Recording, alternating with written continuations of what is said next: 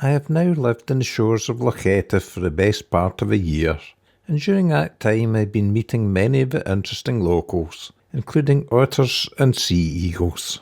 It took me a few months before I met up with the shire wildlife of the area, but once I met them and learned their habits, I now see them on a regular basis. It's one of the joys of winter boating, as it's much quieter around the loch, so encounters tend to be more intimate as I watch them lead their lives during the cold months. All the characters in this video are wild and unpredictable, so it's taken a few visits to collect the footage. I confess that I have a favourite, and that is the otters that live in the area. I find it fascinating watching these perfect predators hunting for their lunch. Initially I could only get distant shots of them, but once I watch their ways, I can often get within a few metres of them. So without further ado, meet Olivia Otter and the family. This young cub had a hard time when she got separated from her mum, but I'm pleased to say they met up again shortly afterwards.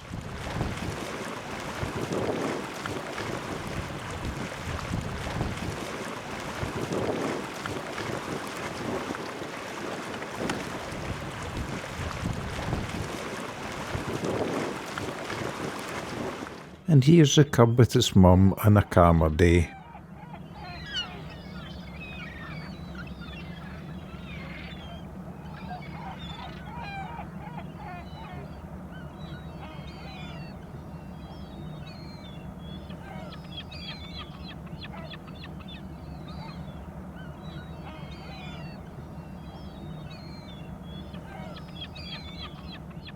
I recognise this mum by her light coloured lips.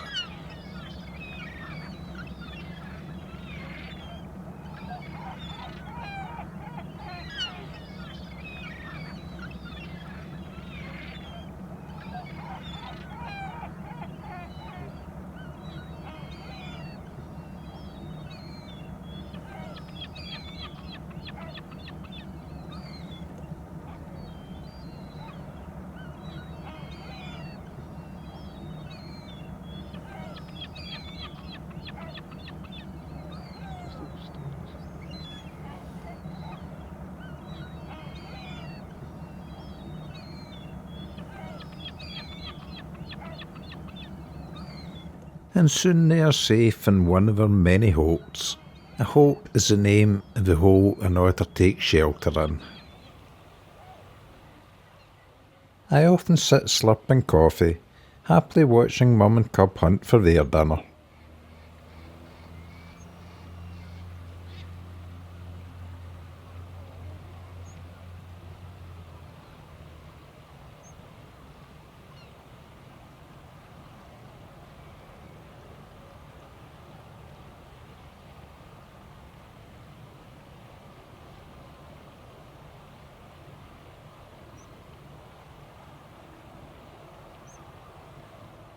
When they catch a reasonable sized fish, or an eel as in this case, they often land to savour its fishy flesh. Mum is very patient and gives her cub the eel, presumably so it can learn to kill a wriggling lunch. Junior seems to struggle to end the eel's life, as it appears to get away only for Mum to nose it back ashore.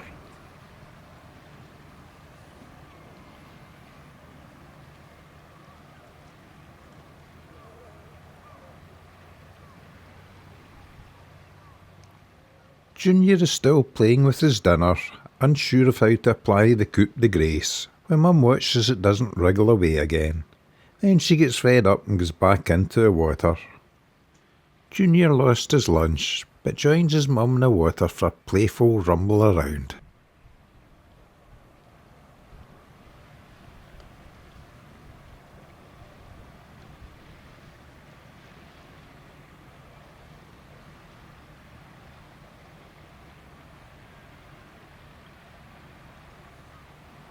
I should perhaps add that I am no wildlife expert, so may make the wrong assumption at times.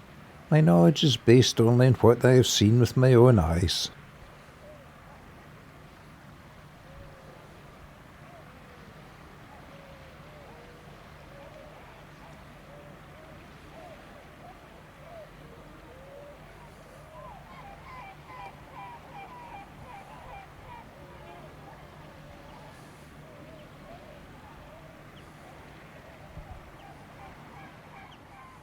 Like any mother and child, they form a strong bond and enjoy close contact with each other.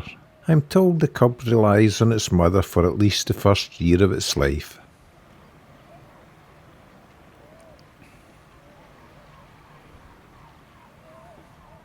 The trail of bubbles is not from the otter's nose, as it knows to close its nostrils when diving. It's from air trapped in her thick insulated fur.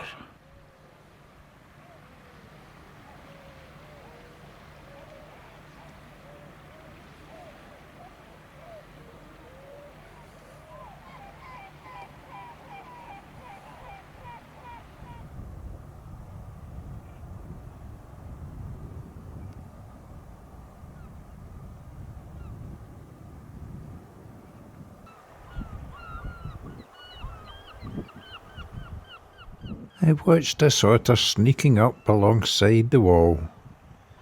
It was obviously very aware of my presence, as it never took its eyes from me.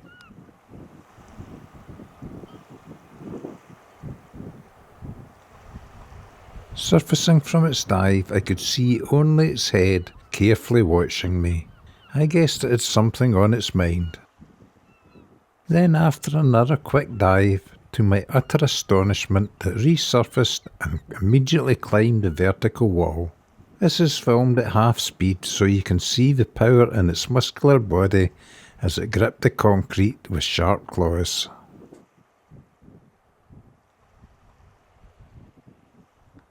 And if you missed that, here is another otter doing the exact same manoeuvre, but this time in real time.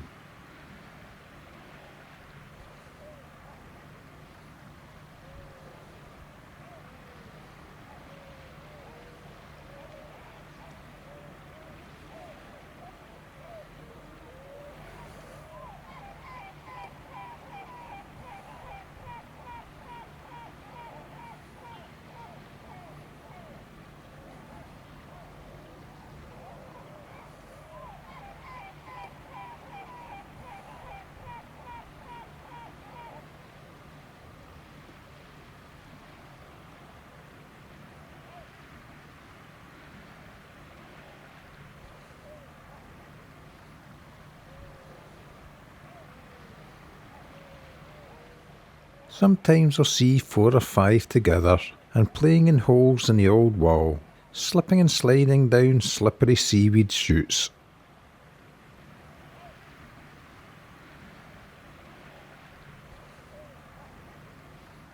They're always on the move and never seem to like to sit long.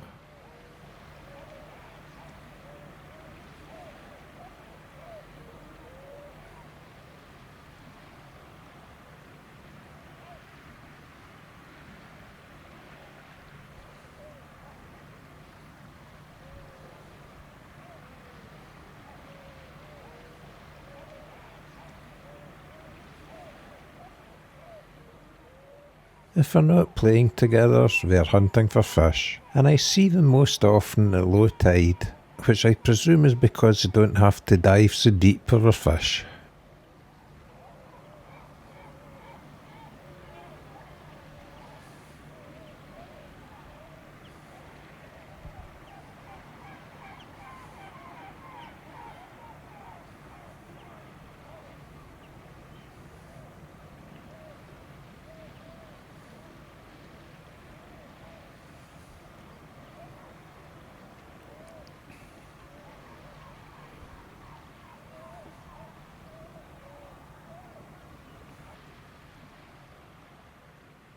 In this clip, Mum has brought a large fish ashore, and though you can't see behind the rock, she starts devouring it and sharing it with Junior.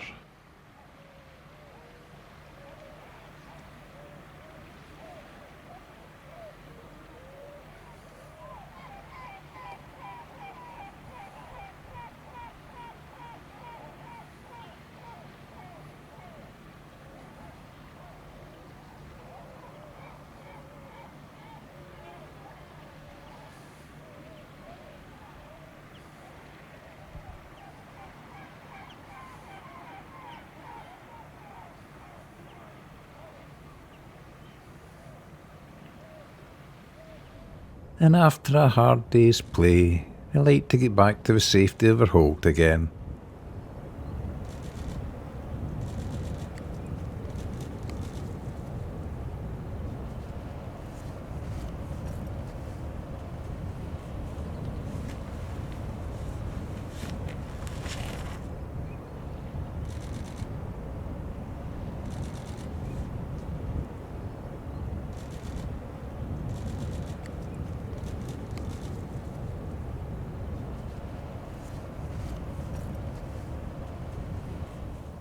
This otter is busy marking its territory with spraint.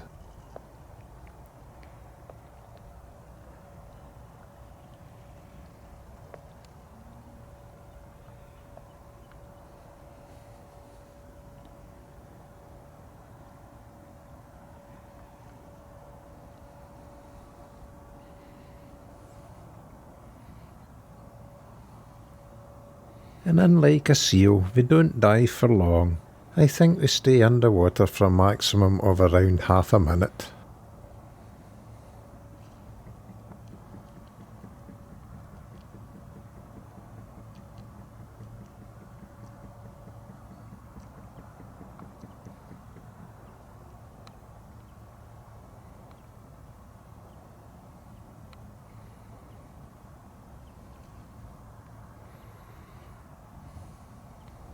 Then after feeding in the loch until they are full, they then have to come ashore again.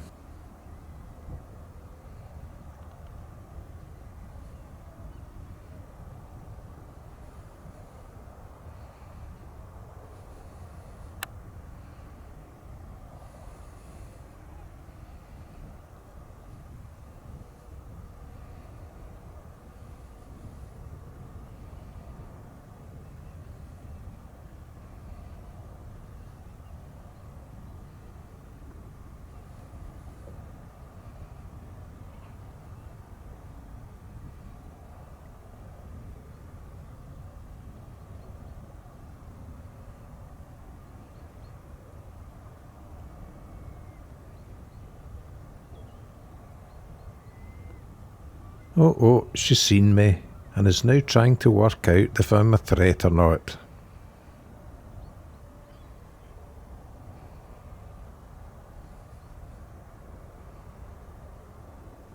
Okay, he seems harmless enough, let's go.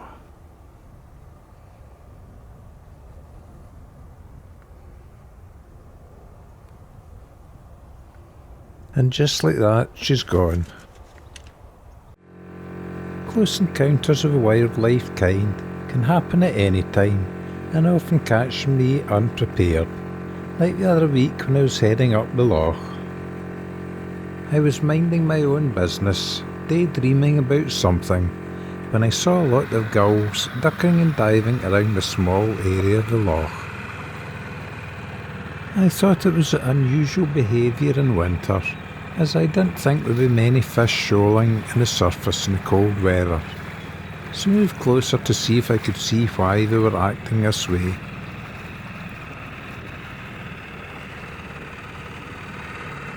I thought I saw a large fish tail thrash on the surface as it rolled over. Then a seal appeared and disappeared, then appeared again with the fish in its mouth. I guess this is what was attracting the gulls. They were watching and waiting for scraps. What I didn't see and took us all by surprise was we were being watched by something else. It was another predator, a juvenile sea eagle, and I was lucky to see it approach and try to capture it on video too. It's not easy trying to steer a boat with one hand, operate a camera with the other hand while keeping close watch on a flying eagle. I also had to change onto zoom mode, which may give some idea as to why my footage is not perfect. It all happens so quickly. I quickly changed cameras and then zoomed into the eagle, which was now sitting in a rock. It filled the viewfinder and looked very impressive. Unfortunately, I didn't hit the record button and I thought I was capturing a moment. Seconds later, I realised my errors, but too late. I only caught it flying off again.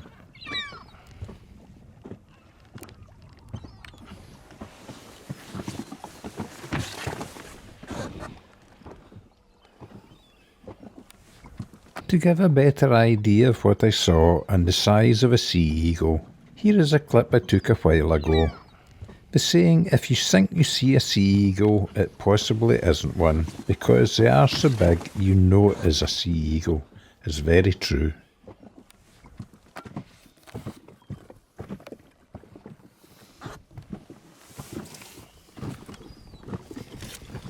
It's hard for me to video them while I'm sitting in a boat, but this half-speed flying clip illustrates the 8-foot wingspan quite well.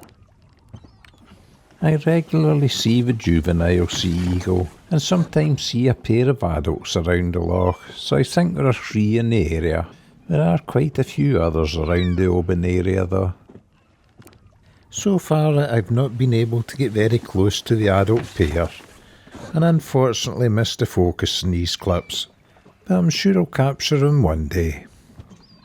Videoing the wildlife requires lightning fast reactions and a lot of luck.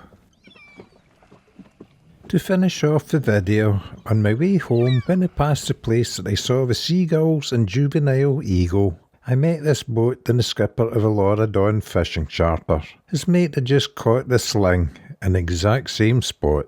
I wondered if it was the cause of stirring up the fish.